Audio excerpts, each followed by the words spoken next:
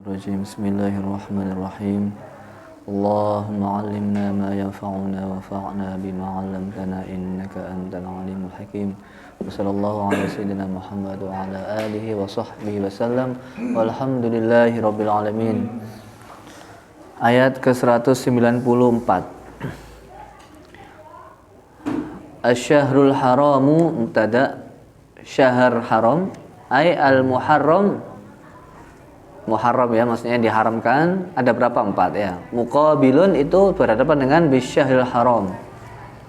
Fakama qatalukum fihi faqtuluhum fi mislihi. Raddun listi'zamil muslimina dzalik.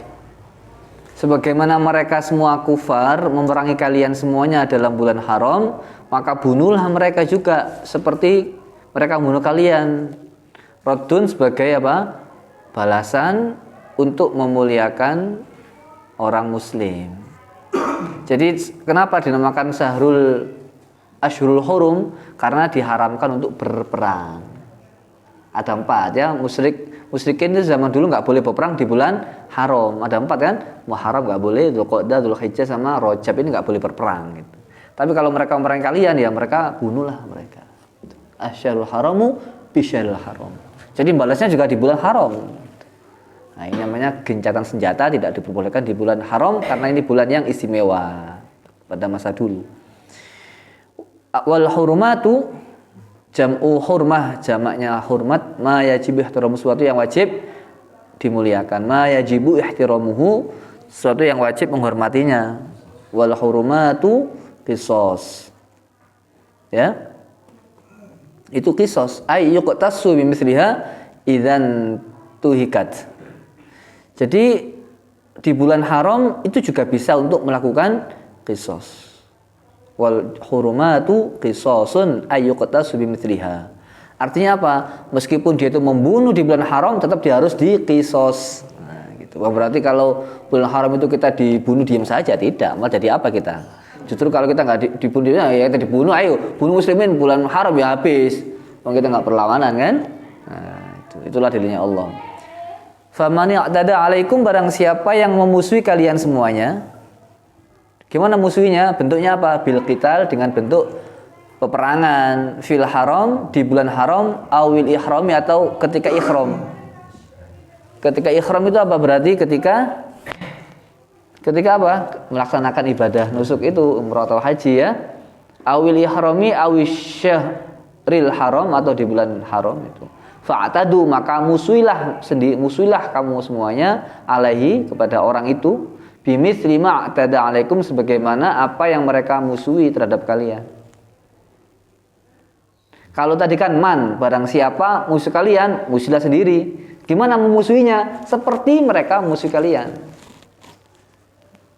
Kalau mereka bunuh, kamu bunuh. Nah, kalau nggak bunuh, jangan dibunuh. Ini sebagai dalil yang sangat kuat, sesungguhnya membalas kezaliman orang itu diperbolehkan. Dengan catatan harus sama. Apa dalam Al-Quran yang lain? Innan nafsa bin nafsi wal aina bil aini wal anfa bil anfi wal udhuna bil udhuni was sinna bis sinni wal juruha qisas. Juruha itu apa artinya? Luka. Kamu dilukai, balas dilukai. Nah, yang sama. Gak boleh melebihi. Masalahnya kan kadang-kadang kita lebih, itu yang gak boleh. Harus persis. Apalagi Al-Quran berfirman, wa in aqabtum fa'aqibu. Syaratnya apa? Bimithli. Nah, bimithli ma'aqibtum bih wala man sabara wa ghafara inna dzalika lamin azmil umur. Tapi yang bagus memaafkan dan bersabar. Ini bagus. Saya boleh. Kamu jelek, kamu juga. Sudah impas, kosong-kosong. Kosong-kosong itu sudah selesai. Tapi kamu jelek, astagfirullahalazim.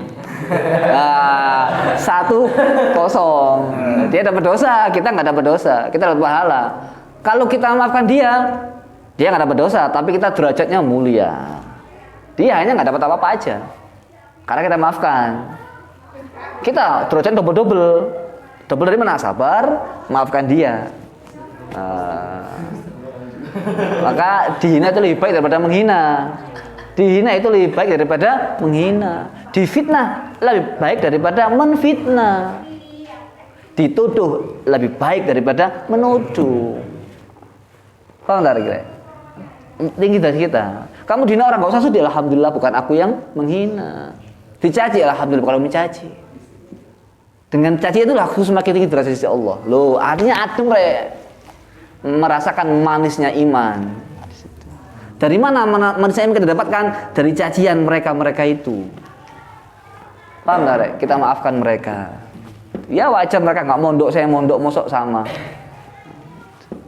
Wajar mereka nggak kuliah jurusan tafsir. Misalkan, mereka ini nggak ngerti Al-Quran tafsirnya kok. Ya wajar mereka menghina. Kalau saya menghina, ya aneh. Gitu. Paham tak? Menggapai manusia iman dengan cara dihina orang lebih baik daripada kita mencaci orang. Dan nggak ada nikmat yang mencaci orang, nggak ada nikmatnya. Menghina orang juga nggak ada nikmatnya, malah sebaliknya. Hati-hati. Kalau kalian itu sering menghina orang, boleh jadi nasibmu seperti dia suatu saat. Bahaya itu. Kalau nggak cocok sama orang, nggak cocok gitu aja, nggak cocok gitu aja. Semoga Allah mengasih hidayah. Gitu. Tapi jangan sampai, wah kok bisa begitu ya. Gitu. Sampai ada, saya baca beberapa riwayat, saya belum teliti, sahabat tidak. Tapi ini nggak usah diteliti pun nggak ada masalah. Barang siapa yang menghina orang lain, ya, bahkan menghina, mengatakan kaum pencuri, maka sudah mencuri, menghina orang, maka dia tidak meninggal sebelum melakukan apa yang dia ucapkan kepada orang itu. Kalau dia sudah tobat, kamu hina, caci, kamu pencuri. Kenyataannya demikian misalkan, kamu menghina kamu itu. Bukan kamu mencuri itu, kamu mencuri ya, bukan sebagai pengurus, bukan sebagai keamanan pengurus, tapi menghina, kamu pencuri. Kalau dia sudah tobat, kamu nggak akan mati sebelum mencuri itu. Bahaya itu. Makanya untuk menetralisir itu gimana? Menetralisir ucapan kita yang jelek-jelek. Allahumma astaghfiruka wa atubu ilaik. Gitu itu penting. Saya bertobat ya Allah dari semua kesalahan-kesalahanku ya Allah. Mungkin saya pernah menghina, saya bertobat ya Allah, itu bisa. Yang maksudnya nggak bertobat. Dia nggak bertobat. Yang kedua, yang dihina juga nggak tobat. Oh bukan masalah gitu ya. Jadi masalah itu yang menghina nggak tobat, yang dihina tobat, itu masalah. Kau mencuri, dia nggak tobat dari ucapan itu, lah yang dihina sudah tobat, oh balik itu. Hati-hati, buktikan, meskipun hadis umpama nggak sahih umpama ya, saya belum teliti, itu bahaya itu. Coba aja, sering menghina orang ya, jangan menghina orang sekali-sekali, jangan pernah menghina orang. Malah sebaliknya, kalau bisa itu doakan orang di dalam hati. Ini sudah amalan orang-orang top. Kamu lihat orang susah cari uang, doakan di hatimu, ya Allah mudahkan dia, mudahkan dia rezeki gitu. Oh, kamu juga insya Allah mudah rezekinya. Justru kalau kita itu nggak apa-apa, kamu touring, saya mau touring Jawa Bali selama 2 bulan, 3 bulan. Tujuannya apa? Tujuan saya touring itu satu, untuk mendoakan orang susah yang saya lewati. Oh, bagus tuh. Di pondok ini tuh nggak mendoakan siapa-siapa. Alim-alim KB, betul-betul KB. Terus kalau sini doakan sama mama. Saya mau lihat orang bangun rumah nggak selesai, doakan ya Allah semoga selesai rumahnya. Baru lihat lagi orang cari uang repot, mudahkan. Orang berat, ringankan. Ngotok di sini. Perjalanan Bali, Madura, Selat Jawa itu semuanya satu.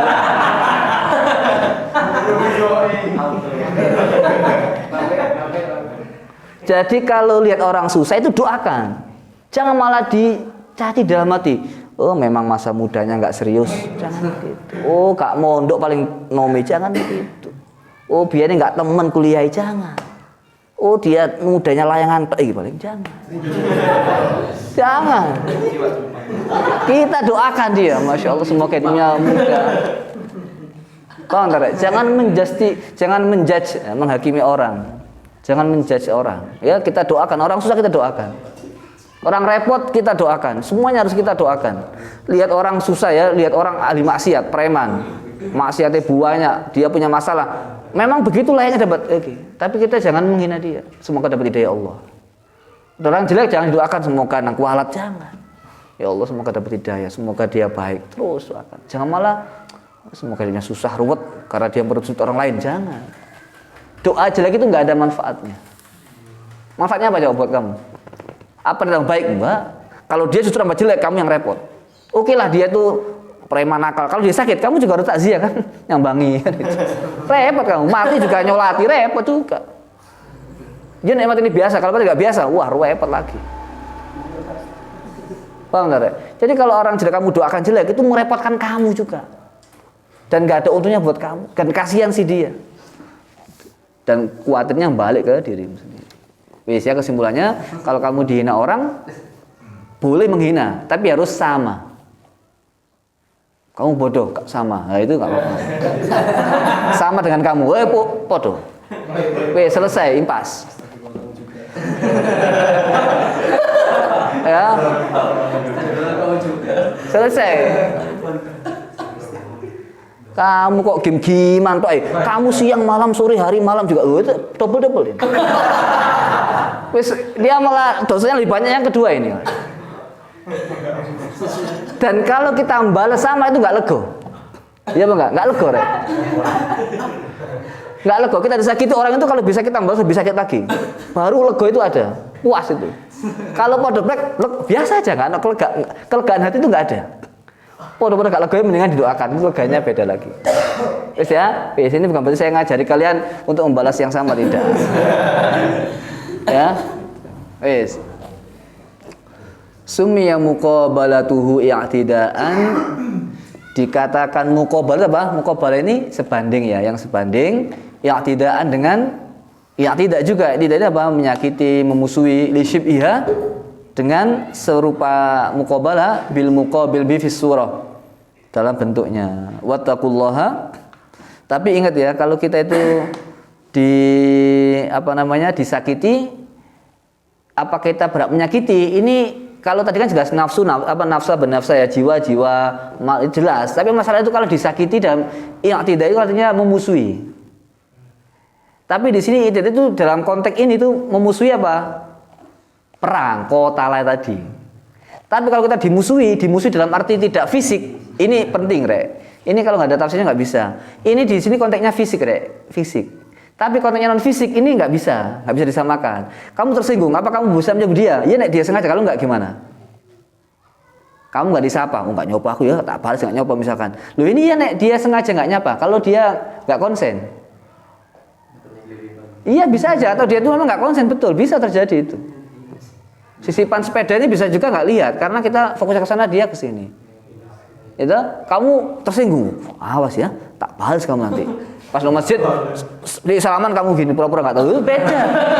Kamu dosa, dia nggak dosa, ini nggak boleh. Paham tak? Itu menyakiti dalam hal ini seperti ini. Kamu WA nggak dibalas, awas ya, kata balas sekalian saya juga. Loh dia nggak balas karena apa? Boleh jadi pulsa nggak ada, boleh jadi yang buka bukan dia. Boleh jadi ketutupan mau balas lupa kan gitu. Nah kamu balasnya itu sengaja, maka kamu yang dosa. Karena kamu sengaja menyakiti. Nah ini yang saya artikan. Dan yang kedua, memusuhi ini perhatikan ya. Kamu boleh balas ain dengan ain, afu dengan afu, boleh. Tapi yang nggak boleh apa? Musuhan nggak boleh. Musuhan itu tidak boleh harga mati. Balas itu boleh. Tapi musuhan nggak boleh. Nggak ada tawar menawar. Kalau kamu musuhan nggak boleh. Dimusuhi boleh, silakan, nggak bisa kontrol. Dimusuhi orang silahkan, musuhi orang nggak boleh. Kalau sama-sama musuhan, itu nggak boleh ini. Sama-sama musuhan, bukan musuhan itu artinya hati ya, memusuhi, awas ya gitu. Ini justru menjadikan orang ini tidak mendapatkan ampunan Allah, meskipun istighfar 1000 kali, nggak bisa ampunan Allah. Nggak bisa. Suami istri musuhan nggak bisa. Saudara, anak benci sama orang, mangkel musuhan, itu tidak bisa mendapatkan ampunan Allah. Itu hijab dia dari Allah itu. Tanya Sahih Muslim dalilnya itu. Ramadan enggak dapat rahmat Ramadan, Syawal enggak dapat rahmat Syawal, hari Senin Kamis itu kan pintu surga dibuka. Kecuali dan Allah memberikan jadi Senin Kamis itu kan memang amal dilaporkan Allah. Dan Senin Kamis juga Allah itu mengampuni semua hamba-Nya, semua diampuni semuanya, guys. Masuk jadi 10 diampuni. Meskipun enggak minta diampuni semua. Semua diampuni semua. Yang penting dia muslim. Yang enggak dapat ampunan Allah 2. Syirik sama orang yang musuhan. Titik. Jadi kamu itu dimusuhi nggak apa? Musuhi jangan. Kalau sama musuhi, podo ae kan. Jadi kamu dimusuhi orang nggak apa-apa. Kamu musuhi jangan. Nggak sama dengan tadi. Kalau tadi itu dimusuhi aku, tak musuhi. Dalil apa? Faman ya'tada 'alaikum fa'tadu. Iki ngajene ngantuk iki. Ngajene ngantuk salah tafsir ya. perutnya lapar belum buka. Dimusuhi orang enggak apa, tapi fisik, bukan hati, Rek. Hatimu enggak boleh musuhan. Tapi sekarang itu beda orang itu kan. Dohirnya senyum, wah ya, malamnya kirim lemah kuburan. Malamnya kirim paku, ini yang nggak boleh, tambahan sama aja. Tapi lebih baik daripada wis ngirim merenggut bisa tambah parah. Paham ya? Musuh itu nggak boleh. Harga mati nggak pakai titik. Kamu dimusuhi orang, kamu nggak boleh musuh itu sudah jelas. Jelas nggak bisa titik, nggak bisa koma, sudah titik jebret. Saya dimusuh, gimana saya nggak mang kalau dia itu sama saya begini-begini. Nggak apa, kamu nggak boleh musuh sama dia. Kalau kamu beriman kepada Allah, enteng. Kalau kamu percaya kepada Allah, enteng. Kalau Allah menjadikan sandaranmu, enteng. Kalau kamu meyakini Allah yang membuat kamu bahagia, senang, bahagia, sedih, susah, Allah enteng.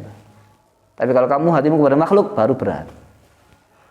Maka kita harus uzlah dari semua kepentingan dunia, dari semua manusia. Mustaqil dengan Allah. Al-fana'u fillah. Ngono rek, al-baqa'u ma'allah. Baru itu merasa tenang, nyaman, kipas-kipas ngantukan ngono rek iku. Kalau kamu hidupmu masih banyak makhluk di sini, di otak banyak makhluk, hidupmu nggak bisa bahagia, titik. Kata Oma. Hidupmu kalau di sini isinya manusia tok ya, nggak bisa bahagia. Lepaskan manusia dari dirimu. Nggak punya kepentingan, nggak punya harapan, hanya kepada Allah. Kita berbakti kepada manusia karena Allah. Itu. Paham nggak? Ya, dimanapun kita berada, ma Allah. Enak wis ayam adem. Dimanapun berada beres. Tapi kalau kita nggak kenal Allah, serba repot, serba susah. Wis, janjinya 15 menit. Wattaqullaha, dan takutlah kepada Allah, ya. Dalam apa? Fil intisari, dalam bertakwalah. Wattaqullah ini bukan takutlah, tapi bertakwalah kepada Allah. Bukan takut ya, tapi bertakwalah kepada Allah. Dalam apa? Fil intisar, dalam kemenangan. Wa tarkil i'tida, dan meninggalkan permusuhan. Kalau kamu takwa, kamu akan dilindungi sama Allah. Lah gitu. Wa'lamu, ketahuilah sesungguhnya Allah itu, wa'lamu annallaha ma'al muttaqina, itu beserta orang-orang yang bertakwa. Gimana penyertaan Allah dengan orang bertakwa? Allah menyertai orang bertakwa itu apa? Allah menyertai bil auni, pertolongan, wan nasri, ya pertolongan. Jadi kalau kamu dengan Allah mesti akan menang. Kalau kamu dengan Allah mesti kamu akan sukses. Kamu perang di jalan Allah, kamu mati, kok menang? Iya menang. Kamu menang dari melawan nafsumu, dan kamu menang dari kehidupan yang serba apa? Gak jelas. Kamu jalan Allah bertakwa kepada Allah, perang mati, jebret mati, menang kamu. Menang menaklukkan hawa nafsumu, dan kamu menang dengan kehidupan akhir dengan surganya Allah itu. Selama-lamanya. Di dunia ini berapa lama? 5 tahun, 10 tahun, 60 tahun. Dan dunia itu tidak ada kebahagiaan abadi, nggak ada. Pasti setiap kebahagiaan di dunia itu mesti nggak pakai insya Allah. Kebahagiaan dunia itu mesti diiringi dengan penderitaan. Titik. Orang sukses ranking 1, hafal Quran, sak tafsiri, ya, misalkan ya, sak ceramai. Kenikmatan itu, tapi penderitaan ada. Yang lainnya itu dia nggak tidur. Yang nyala kenyang dia puasa lapar, lu menurut. Yang lain ketawa dia serius ngafalinnya, lu kita tetap sama. Gak ada kebahagiaan total, itu gak ada. Orang di kampung-kampung dia ngopi ya, nggak pakai baju ini, sampai caturan, rokokan gini, nyantai hidupnya, tenang gitu ya, tenang, dompetnya susah. Gak ada isinya, mungkin ngopi terus. Dia nggak belajar, nggak mikir apa-apa, tenang, santai kan. Tapi dompetnya pusing dia, dompet baru susah dia. Sebaliknya orang yang dompetnya kandel itu juga susah. Dia kapan ada waktu untuk ngopi? Nyantai, hampir nggak ada, jarang. Serius tok. Bengi rapat, isu rapat, pagi terus ngurusi pekerjaan bisnisnya macam-macam. Bahkan barang mau dikirim, tuh mikir mesin kok belum datang, sampai di mana? Wah ini apakah selamat? Apakah truknya aman? Apakah kapalnya ini nggak ada kendala? Mikir terus, sampai di mana? Sampai di mana? Bahkan orang itu kalau hatinya nggak pelong kepada Allah ya, belanja online pun mikir sampai di mana, dilacak, dikemas, dikirim, apa mikir terus dia. ya. Kalau nyantai sebab akhirnya kembali tuku mana kan begitu aja. Tapi kalau punya enggak kepada Allah enggak enak. Jadi kesimpulannya di dunia ini enggak ada kenikmatan yang tanpa ada penderitaan. Pasti ada. Dan kenikmatan itu selalu sesuai dengan penderitaan.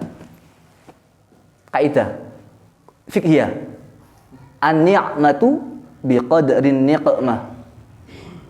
Di bawahnya ada lagi wan niqmatu biqadrin ni'mah.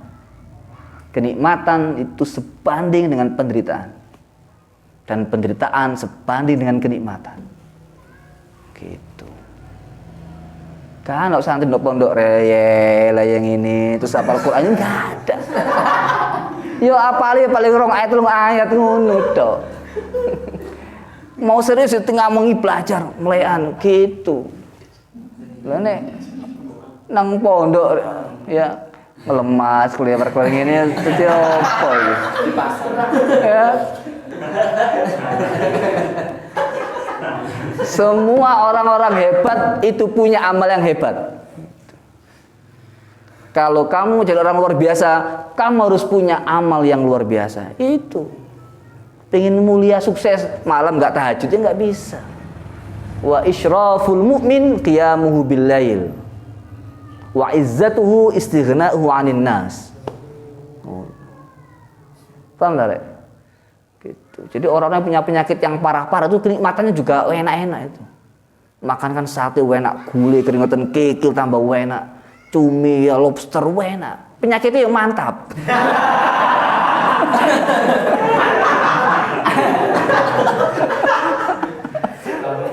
Wah.